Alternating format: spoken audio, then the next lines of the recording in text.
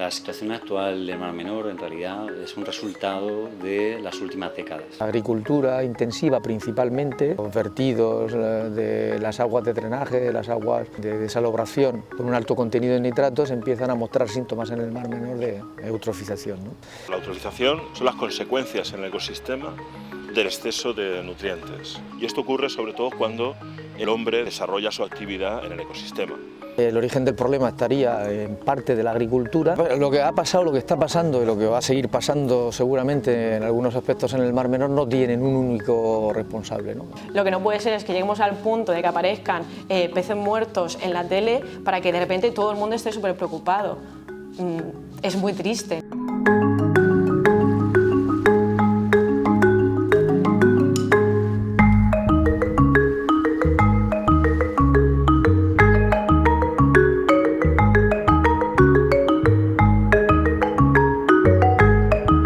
Hay que remontarse a varias, por lo menos 4 décadas o 5.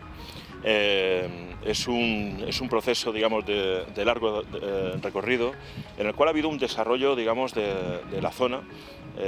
No solamente hablamos de la línea de costa, sino de toda la cuenca vertiente, ¿no? Que es pues, lo que conocemos aquí como el campo de Cartagena, ¿vale? Y a lo largo de estas décadas, desde los años 60, pues ha habido una transformación del territorio espectacular.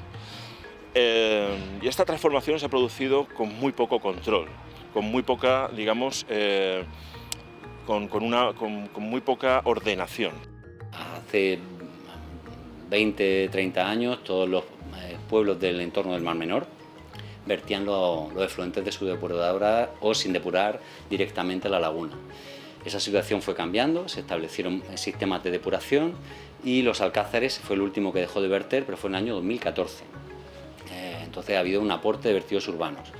Como algo más estructural y un cambio también quizá más significativo puede ser el aporte y los cambios que ha habido en la actividad agrícola, que se ha ido haciendo a lo largo del tiempo, que es más eficiente, pero también más extensiva, con más cultivos y mayor aporte de nutrientes, y la contaminación que ya teníamos en el acuífero, por la actividad agrícola que ha ido aumentando, y tanto a través de aguas superficiales como de aguas subterráneas hay un aporte continuo al propio sistema de nutrientes. En el 2016 se produce un fenómeno muy visual.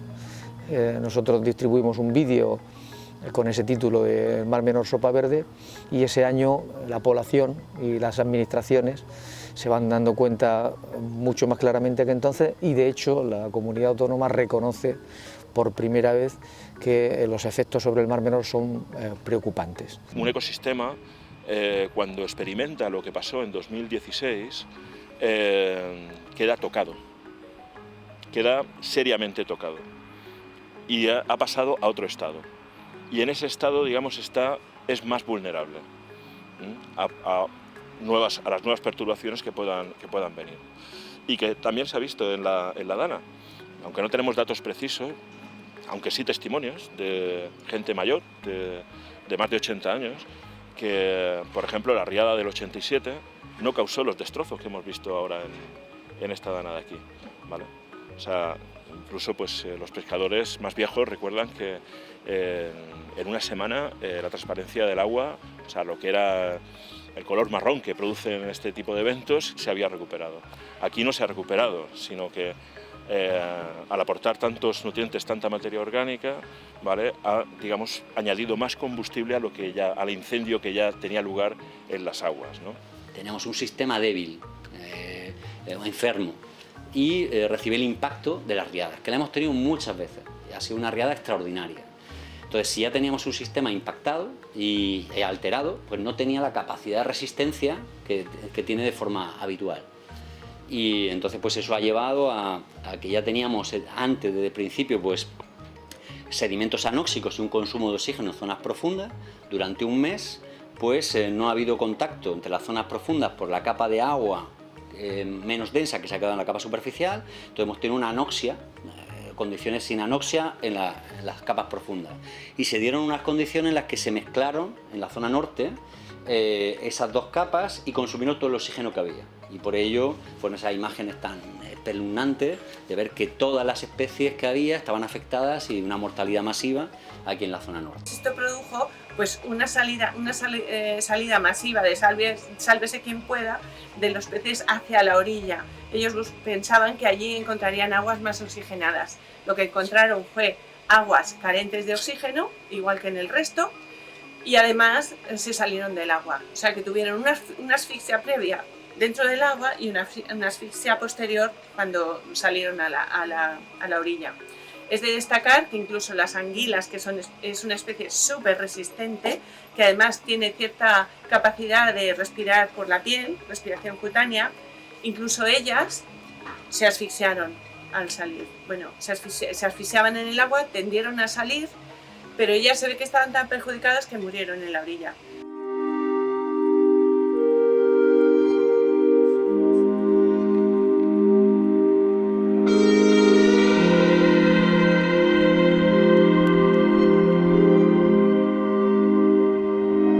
Nosotros veíamos venir un colapso en el cual se acabase la vida, se muriesen los fondos y se acabase la vida.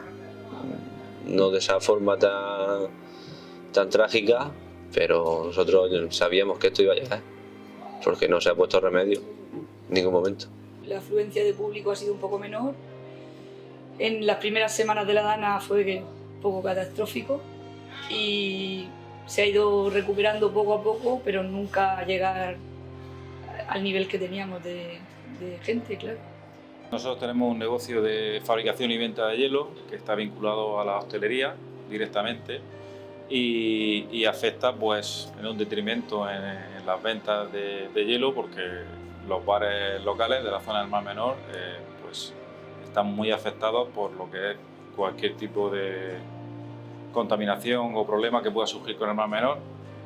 Ya estaban afectados por la Dana de 2016, ya venía sobre todo el municipio de Los Alcázares, San Javier, San Pedro afectados por eso, y ahora pues esta última del 2019 pues ha sido aún peor, y todos estos municipios de la comarca del Mar Menor alrededor están viéndose muy perjudicados, sobre todo los locales de hostelería que dependen del turismo. Ese turismo ya es reticente a venir al Mar Menor. Muy mal. La repercusión de la Dana sobre lo que ya teníamos en el Mar Menor pues ha sido la gota que colmaba el vaso, y con respecto a la pesca, fatal. De hecho, estamos parados desde el día 13 de octubre. Nunca te esperas que llegue a pasar lo que ha pasado. O sea, aunque te digan tal, nunca llegas a hacerte a la idea de que va a pasar. Siempre tienes la esperanza de que no, hasta que lo ves. Mucha gente ya pues directamente después de esta inundación ha decidido vender su casa porque están cansados y esto va a seguir pasando. Y bueno, pues a lo mejor una casa que, a saber, por el dinero que les costó, pues ahora la están vendiendo pues 4 duros. Yo conozco el caso de un conocido que nos contó y tal, que la habían vendido por 20.000 euros. Y simplemente porque ya estaban cansados, no querían ponerse a arreglar otra vez la casa para que dentro de un año volviera a pasar lo mismo. Es que no tiene sentido. Ves cómo se te va todo, se hunde todo tu futuro, todo. Pues yo me acerqué esa noche a la playa también y sé que, como pescador, casi mi padre, sé que las anguilas es lo más resistente que hay, y estaban las anguilas en la orilla saliéndose. Eché una al agua y salió otra vez a la orilla.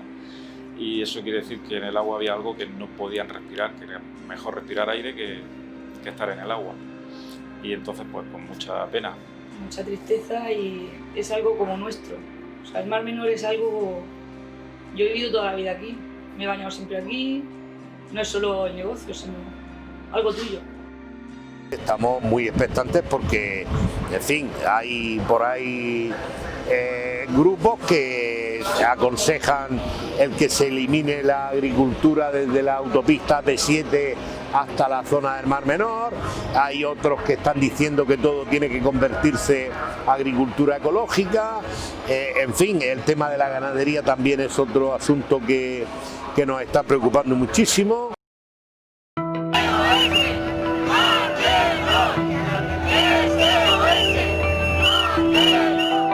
Después de este verano pues se hizo una asamblea abierta aquí en la federación fuera, en la que bueno, vinieron unas 200, vinieron bastantes personas para simplemente pues, bueno, hablar de la situación que sabía que estaba en el Mar Menor este verano, que ya era pésima, bueno, que lleva siendo pésima muchos años, y establecer alguna estrategia y bueno, y se decidió empezar por la manifestación como punto de partida.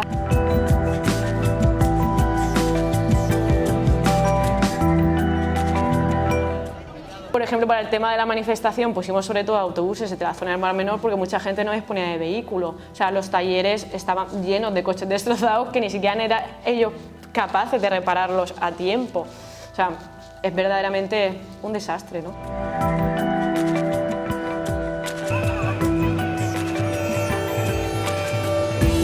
Hay zonas del Mar Menor que a lo mejor han sido más afectadas que otras, por ejemplo, los Nietos, los Urrutias, los Alcáceres, igual que a lo mejor hay otras que no están tan afectadas, pero en general todo el mundo pues, siente que lo está perdiendo todo, porque por ejemplo servicios básicos como los centros de salud ya no operan allí, gente mayor que vive allí pues, se encuentra en la situación de que no puede ir al médico.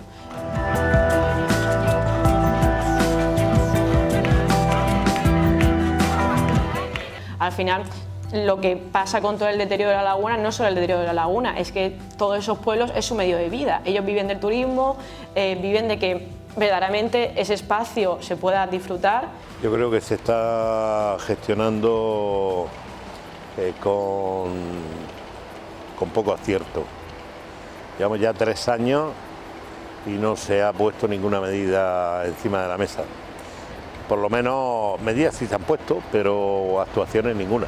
Una propuesta, pues nos han hecho una propuesta de 400.000 euros hasta el 30 de noviembre y luego se podría prorratear hasta el 31 de diciembre. Pero 400.000 euros para 150 familias, 60 barcos, seguridad social, gasoil y más gastos que hay, pues que son insuficientes y ridículas.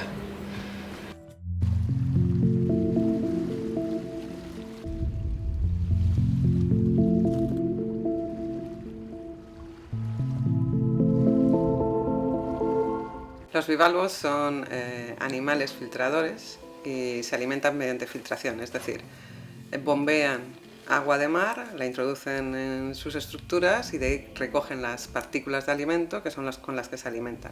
Entonces eso lo que provoca es que mantienen muy bien la calidad del agua. En invierno del 2018 organicé una reunión de expertos en fisiología energética de bivalvos aquí precisamente en este salón.